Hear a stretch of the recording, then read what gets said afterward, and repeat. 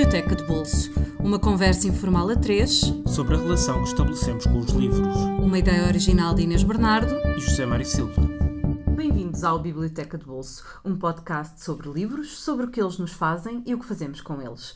O nosso convidado desta semana é Alexandre Andrade.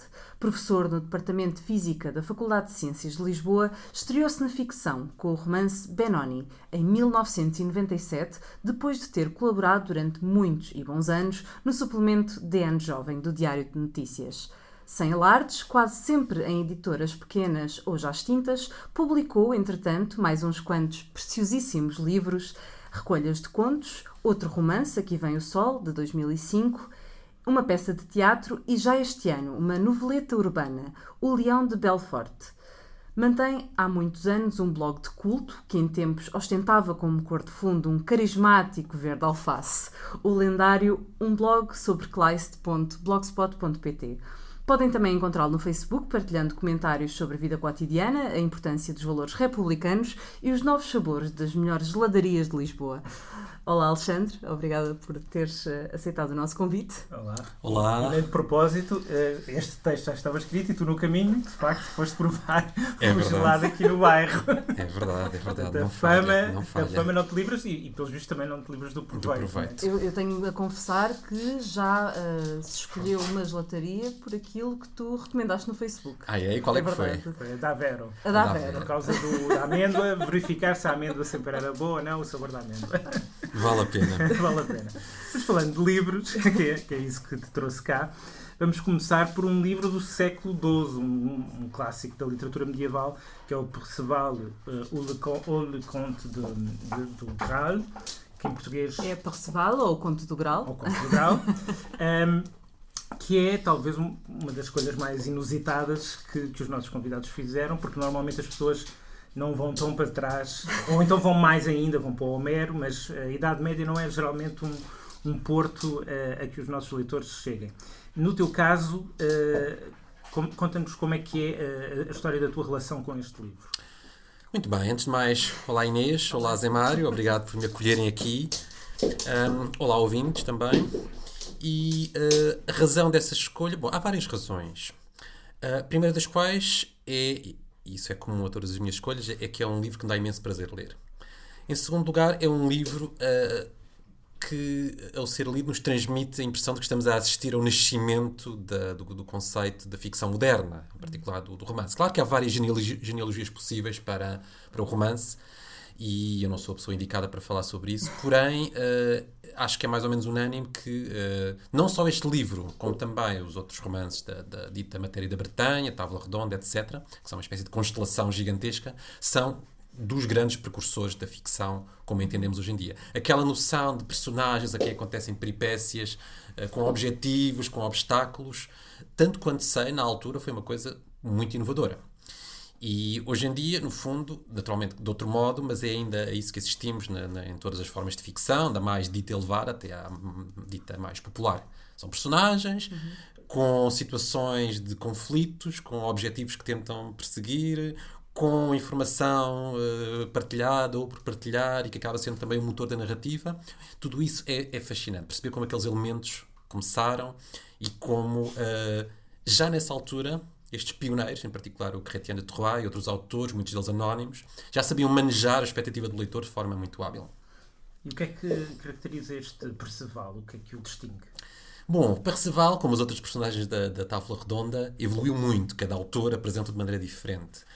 Neste romance do Chrétien de Troyes, ele é apresentado como um cavaleiro ingênuo, uma espécie de tábua rasa, nem sequer sabe o próprio nome, isto claro que é muito simbólico, obviamente, e que parte para as aventuras de cavalaria contra o conselho da sua mãe. Enfim, como qualquer cavaleiro da Távola Redonda que se preze, vão-lhe sucedendo uma série de coisas, e depois acontece-lhe a aventura do Graal, que, mais uma vez, foi contada de maneiras muito diferentes, por diferentes autores, mas nunca foge muito a isto. Ele chega a um castelo onde está um rei, um dito rei pescador, que sofre de uma maleita que nunca é descrita, e enquanto ele está a jantar, há uma série de eventos mais ou menos misteriosos, uma lança que aparece numa espécie de procissão, uma taça e mais uma série de coisas, e Perceval muito bem educado e seguindo os conselhos da sua mãe, não pergunta o que é que aquilo é. E depois, mais tarde, vem-se a saber que ele devia ter feito a pergunta: o que é o Graal, o que é a lança e qual é o seu significado? E ele não fez, e por isso há uma série de desgraças que acontecem. Depois... Culpa da mãe, como tantas vezes. Pois, Exato. há aqui Freud explica mais uma tarde. série de lições a retirar. Depois, enfim, o romance do Chrétien está inacabado, não se fala mais do Perceval, e depois, nas várias continuações, há continuações em que o Perceval, de facto, regressa ao castelo do Rei Pescador, faz a pergunta, e o Rei Pescador fica curado, enfim...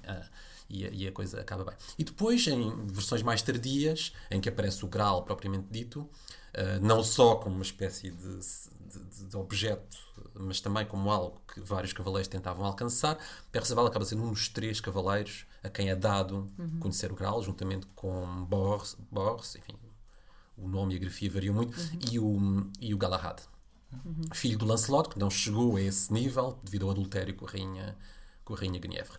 Portanto, é essencialmente isto. Puro. Não era suficientemente puro para ter o adultério. Pois. Os outros 3, 2 eram castos e um era virgem, ou vice-versa, eu não sei, 2 virgens e um casto, era uma coisa assim. Mas, de facto, a pureza sexual era muito prezada na altura, e, enfim, o Lancelot cometeu o adultério e pronto, e ficou automaticamente desclassificado nesta corrida. Exatamente.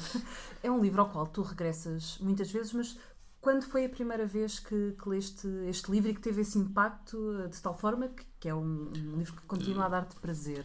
Não sei ao certo, eu teria talvez 20 e muitos anos, ponho eu, 20 e muitos, 30 e poucos, não me recordo exatamente. Na altura li este e li outros também, da dita matéria da Bretanha, porque não faz muito sentido ler só um.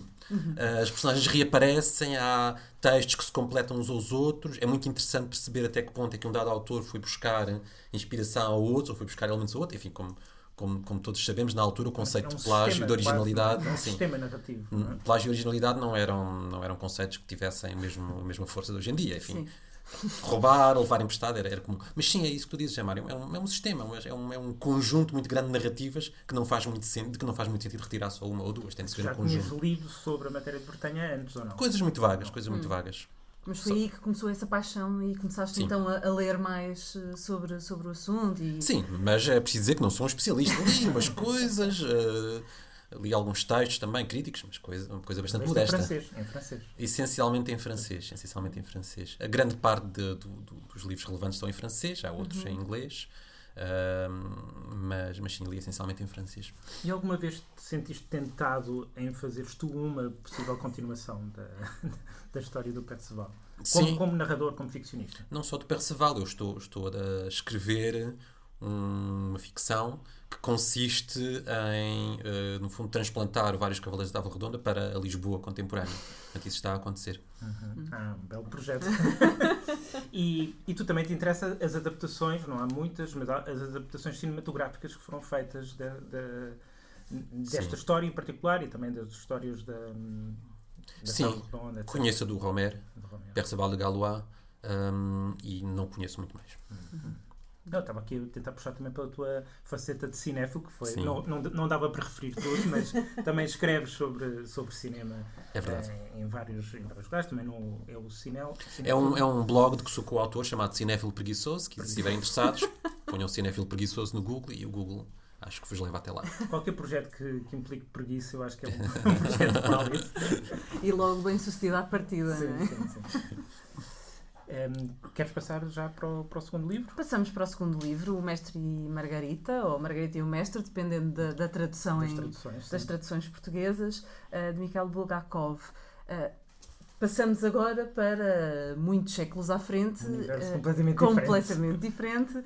O que é que te levou, o que é que te atraiu aqui em Mestre e Margarita? Não leste em russo, por exemplo. Não leste em russo. Eu li a tradução do António Pescado, onde, por razões que desconheço, o título passa de O Mestre e Margarita para Margarita e o Mestre, e sei que há outra tradução mais recente, de Nina e Filipe Guerra, mas essa nunca li. O que é que me atraiu? É um romance extraordinário em muitos níveis diferentes. Foi escrito durante, penso que os anos 20, foi objeto de muitas repressões e perseguições, porque foi visto como um texto muito provocativo no contexto político da União Soviética da altura, Mas, independentemente das leituras mais ou menos políticas ou históricas que queiramos fazer, é um livro absolutamente fascinante. Porque faz uma coisa que não é fácil de fazer, que é cruzar componentes que aparentemente são completamente heterogéneas, seria como água e azeite, nunca se misturariam, e de facto não se misturam, mas coexistem de forma muito feliz e muito produtiva. Não é bem um romance, são vários romances. Há essencialmente um enredo bastante realista que se passa na Moscou contemporânea do autor, e enfim, com uma componente de sátira e crítica social bastante forte. Sim. Depois há uma personagem que é o tal mestre, que é um escritor, basicamente, que está a escrever um romance. E vão-nos sendo apresentados trechos do romance. É um romance completamente inesperado. Passa-se durante os últimos anos da vida de Jesus Cristo. É um romance que dá uma ênfase muito grande à personagem de Pôncio Pilatos. O romance em si é interessante, mas é sobretudo interessante a maneira como aquilo depois se coordena, digamos assim, com o resto do grande romance do Bulgakov, onde temos também uma componente fantástica, uma personagem demoníaca, pode-se considerar uma espécie de Mefistófeles, que aparece e provoca maior rabaldaria em Moscovo, faz desencadear uma série de peripécias completamente rocambolescas. E uma coisa que eu aprecio é que o Bulgakov não tem qualquer receio em exagerar, digamos assim, na descrição dos pormenores fiéricos, rocambolescos, e confere ao livro um cunho cómico extremamente forte. É quase inevitável a pessoa rir à gargalhada durante a leitura daquele livro. Portanto, os diferentes registros, do trágico ao cómico, ao satírico, são coexistem de forma muitíssimo feliz. E convém também não esquecer que, acima de tudo, a meu ver, obviamente, este romance é um romance de amor, um amor puríssimo. Há lá das passagens relativas ao paixão e ao amor das mais belas e das mais intensas que eu alguma vez li. E, bom, eu não quero aqui revelar o fim, para o caso dos leitores quererem enfim, ler e não conhecerem.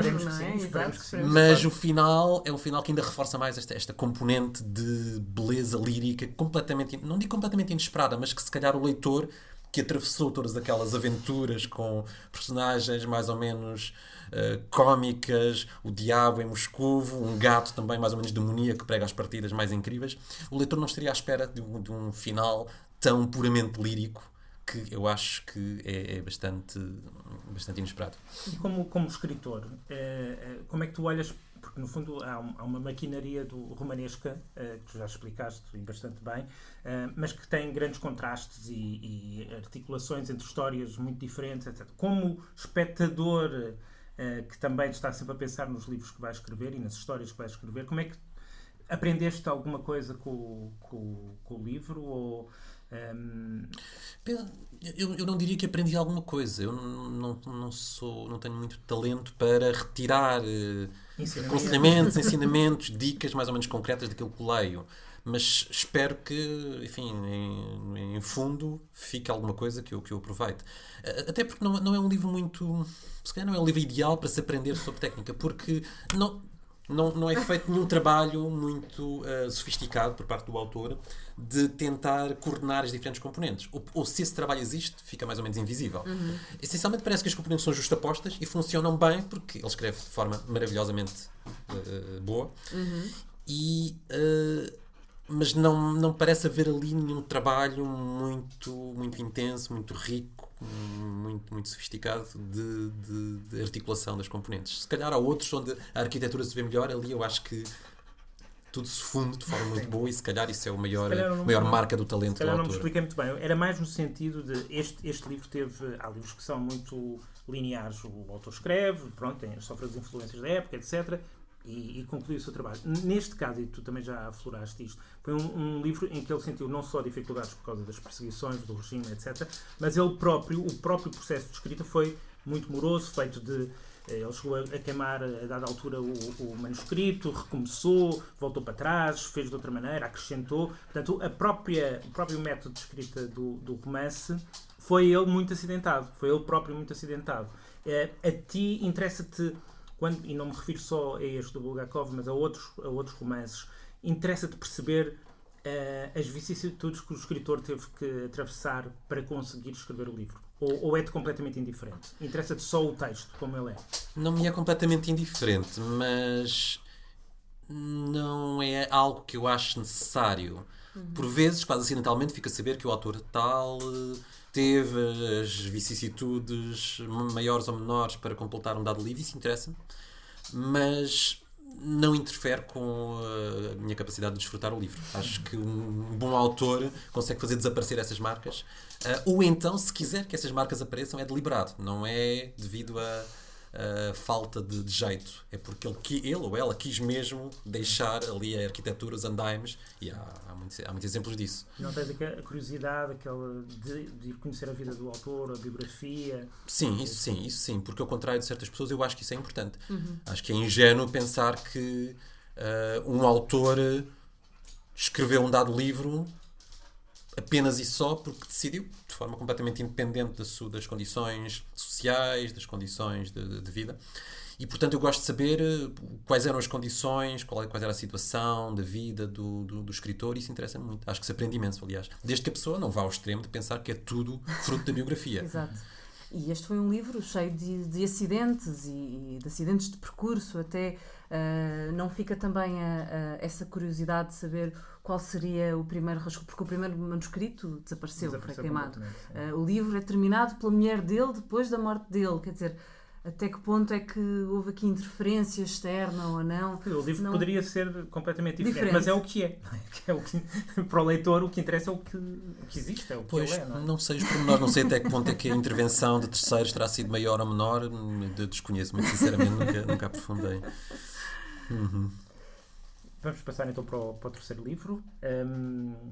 Que é The Beast in the Jungle, A Fera na Selva, do Henry James, outro clássico. Sim, e que foi o Henry James, também foi trazido por um dos convidados há não muito tempo, o Nuno Quintas, e um autor inglês, de língua inglesa, que já vimos aqui russo, francês, és muito abrangente nos teus gostos. Há convidados que só trazem livros em inglês, ou de língua inglesa, outros só de língua francesa. É raríssimo. Acho que ainda ninguém trouxe só de língua francesa, para meu grande desgosto, mas pronto. Mas no caso do Henry James, porquê este livro em particular, do Henry James? É um livro que pode ser visto como o zénite de algumas características do Henry James. É bastante destituído de enredo, quase completamente destituído de enredo. É muito, eu não diria abstrato, mas parece completamente desligado de acontecimentos concretos, ao contrário da maior parte dos romances do Henry James. Não há propriamente, não há acidentes, não há coisas que aconteçam. É essencialmente, são essencialmente conversas entre as duas personagens principais, um homem e uma mulher. E isso pode ser visto como elevar até a enésima exponencial, enfim, certas características do Henry James, que era uma pessoa que gostava de escrever de forma muito prolixa, era palavroso, escrevia frases longas, para alguns demasiado complexas, e isto aqui sente-se em elevadíssimo grau. Mas, ao mesmo tempo, é talvez aquele livro dele em que se nota, talvez em paralelo com o Daisy Miller, em que se nota que por trás daquilo tudo há anseios e há motivações que, reduzidos à sua essência última, é aquilo que todas as pessoas do mundo sentem. Desejo de afeto, desejo de proximidade humana, de calor humano, e sente-se muito neste não lhe posso chamar romance, especialmente um conto, uma novela, que, em última análise, pode ser descrito como o percurso mental, intelectual de um homem que passou a vida toda assombrado pela ideia de que algo de pavoroso lhe aconteceria na vida, e que já perto do final, e depois da morte da única pessoa que o acompanhou nessa viagem, é que ele percebe que a tal fera horrorosa que estava pronta a saltar sobre ele, mais não foi do que a ameaça de falhar a vida. De falhar a vida porque não respondeu ao afeto de outra pessoa. E ele apercebe-se disso, numa passagem final que eu acho das coisas mais belas e devastadoras que James alguma vez escreveu. E talvez o que me tenha feito escolher... Tarde demais, não é? Percebe-se tarde demais. Se eu percebesse a tempo, não haveria livro. Exatamente. Foi talvez isso que me atraiu. Por um lado, é James, a sua quinta essência. Por outro lado, acho que fica muitíssimo claro, e talvez isto nos sugira que James sentiu porque este livro lhe estava particularmente próximo dos seus próprios anseios pessoais, não sei, estou a especular, mas sente-se com uma acuidade que eu acho rara na obra dele, precisamente essa noção de que tudo aquilo, no fundo, por mais camadas de sofisticação e de formulações frásicas mais ou menos complexas que existam, tudo se resume a pessoas com anseios que são partilhados por toda a gente, no fundo. De certa maneira, essa ameaça de algo de terrível que estava para acontecer é uma espécie de Graal, mas ao contrário, não é? Ou seja, o Graal é uma aspiração a algo para que tu buscas, e aqui é o contrário, no fundo. Aqui não há aspirações. A vida dele é dominada por este receio. Um receio que é uma certeza. Ele sabe que vai acontecer e por causa disso põe toda a sua vida em suspenso. É uma coisa incrível, quase impossível de conceber, mas é o que ele faz. Mas por outro lado, se pensarmos bem, conhecemos se calhar todos pessoas que tiveram, se calhar não nesse grau, esse tipo de angústia, quase de uma coisa, de uma desgraça, que uma self-fulfilled prophecy, não é? De que qualquer coisa terrível vai acontecer, e acaba por acontecer porque justamente não fazes nada para evitar, não é? Sim, mas no caso da personagem do James, ele condiciona toda a sua vida a isso, ele não vive. E é quase... É levado ao extremo, não é? É levado a um extremo muito grande, e isso não é raro entre os personagens de James, personagens que não vivem em pleno, que se sentem condicionadas, frustradas, mas aqui é levado de facto a um extremo incrível. E acho que é levado a um extremo incrível, ele permite-se isso também porque é um texto curto. Sim, relativamente curto. Acho que num romance isto nunca resultaria. No romance tem de haver mais interação entre personagens. Seria insustentável, não é? Não seria possível. Nem James conseguiria. E achas que ele é melhor na forma curta ou longa? Eu talvez conheça um pouco melhor a forma curta. E acho que ele é exímio na forma curta. Na forma longa, eu se calhar nunca li nada dele que me impressionasse tanto como os textos mais curtos. Mas enfim, é uma questão essencialmente pessoal. E há muitas das obras dele mais conhecidas que eu nunca li, portanto não posso pronunciar muito bem. E não tiveste curiosidade, depois de conheceres e de gostares das formas curtas do James, não tiveste curiosidade de te atirar a uma forma mais longa? Curiosidade, sim, sempre, mas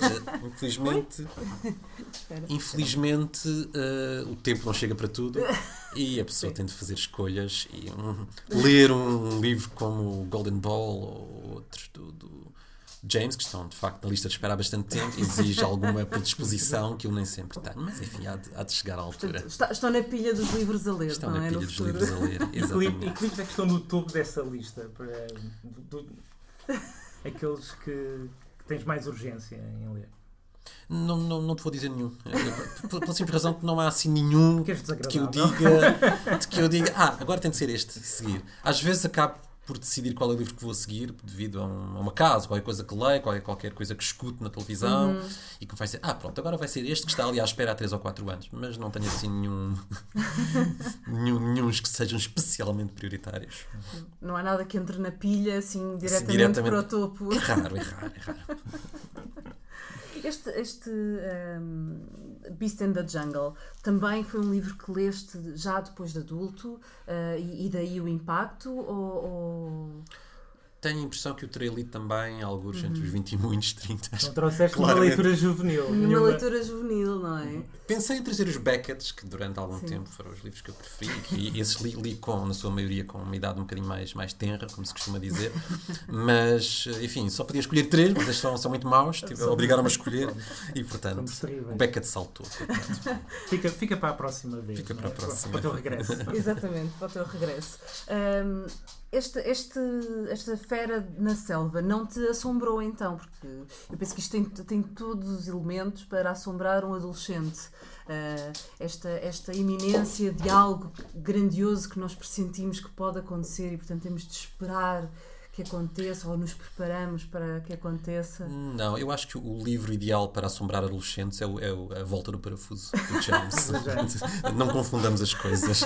Portanto, se houver adolescentes que querem, de facto, ficar traumatizados para o resto da vida, esse é o livro ideal. Então pronto, ficamos com esta última sugestão do Alexandre. Vamos recordar que Perceval ou o Conto do Graal está publicado em português, disponível na Europa América por cerca de 13€.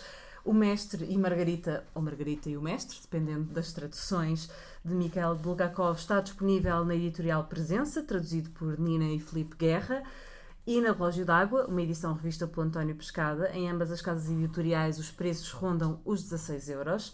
E A Fera na Selva, de Henry James, publicado pela Quid Novi, com prefácio de Patrícia Reis, ao que parece também é um dos livros da vida da Patrícia Reis, está disponível por cerca de 5€. Portanto, mesmo baratinho. Nós estamos de regresso à nossa selva urbana, aqui em Lisboa, depois de um fim de semana na escritaria, e por cá ficaremos. Não nos escapamos a mais um Biblioteca de Bolso para a semana. Regressem também para nos ouvir. Até lá, sigam-nos nas nossas redes sociais, em facebook.com/Biblioteca de Bolso, e ouçam-nos através do SoundCloud, do iTunes, por subscrição RSS ou por qualquer aplicação que usem para podcasts. Alexandre, muito obrigada por teres vindo. Obrigado, eu. Muito obrigado. E para quem nos ouve, até para a semana com um novo convidado. Até para a semana.